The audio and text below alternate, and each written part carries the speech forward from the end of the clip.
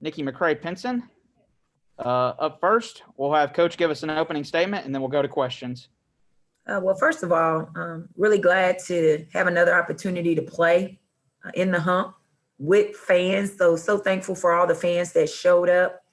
As far as the play, just want to compliment New Orleans.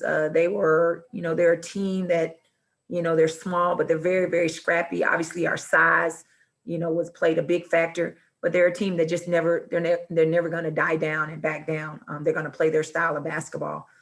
For us, we got the win. I thought defensively, we were just slow to the ball. We just didn't, do what we wanted to do defensively for the 40 minutes. We had some mental lapses there, but it doesn't matter. You got to come out and you just got to understand the game plan for 40 minutes. So we'll get better at that. Some positives that I take away: we shot 62%, and for them being so small, we really scored a lot in the paint, which was a big emphasis for us. So I thought we really dominated the paint, which we needed to, and hopefully it gave Jess, Yamaya, some confidence, especially as we continue to play games. We want to establish ourselves on the inside. We held them to 9 points in the fourth quarter. That was a positive, as well as 9 points in the first quarter. So, those two things I take away when it comes to, this game. Up first, we'll go to Robbie Falk. Coach, a lot's been said about your positionless offense, and some people might think, well, that means bigger players handling the ball and maybe shooting three-pointers, stuff like that. But the guards have really been a big factor in your rebounding early on. Madison and Jemiah and even Aaliyah tonight did that as well.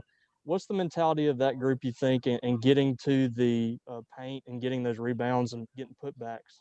Well, I think, our post players have their own problems with bigs, across the country, and bigs that we're going to play. So we're challenging our guards to get in there and get rebounds.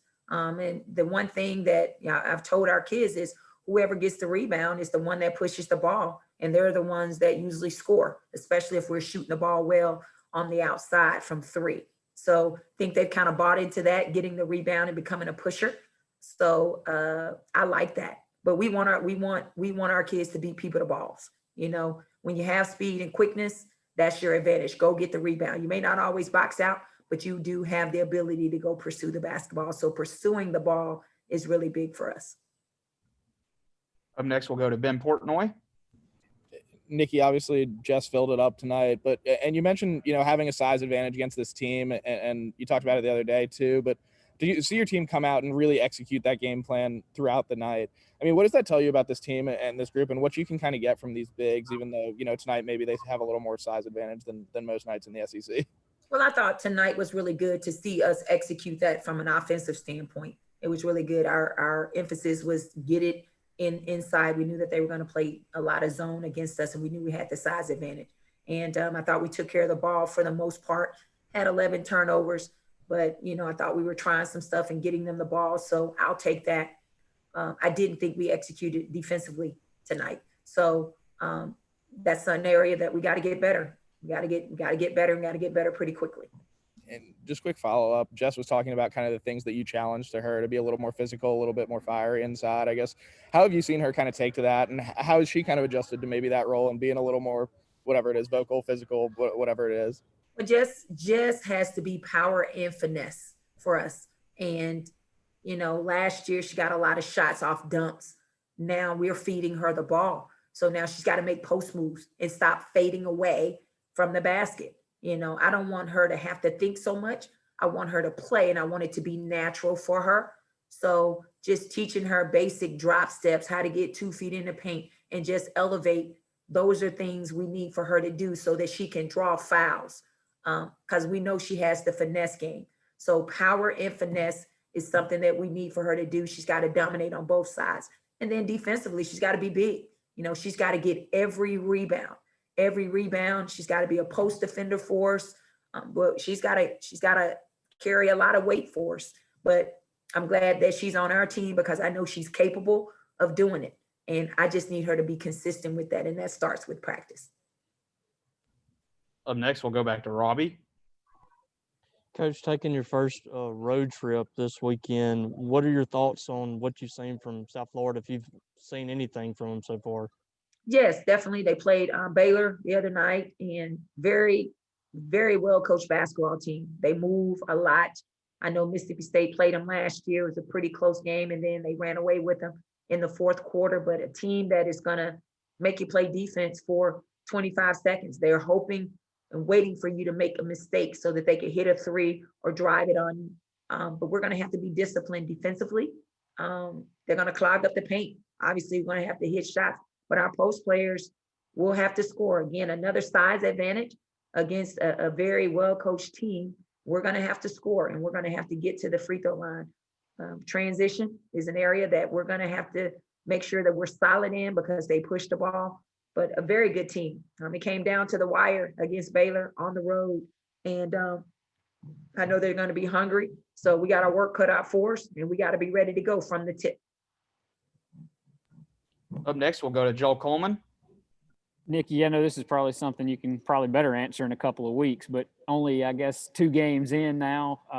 Has anything caught you off guard, surprised you about your team so far, or has the group kind of been what you thought it would be, I guess, over the first couple of games? Yeah, we're still evolving. For us, this has been a season of COVID, and the fact that we've never had 10 players fully in practice to be able to scrimmage, we're just not where we need to be from a fluid standpoint. So games are helping us get there, and we're having to use games as teaching moments, because we don't want to wear them out in practice. But we're very thankful for our guys that we have when they're able to come to practice and help us. So we are able to get some scrimmages in. But we're going to continue to evolve and get better. The more we play, the more we get that game experience. But I like our pace. I thought tonight, New Orleans kind of controlled the tempo there a little bit. We were just a step slow offensively as far as pushing pace, and just a step or 2 slow defensively. But that's going to get better. All right, we'll go to one last question to Ben Portnoy. Nikki, I think we saw in the video post game after your first win, Maya was talking about how you kind of coach them like a parent, and what kind of being a mentor and a leader for those girls. What is that like for you, and what does that kind of mean to you to be able to be a role model for your team and your girls, and being a parent as well?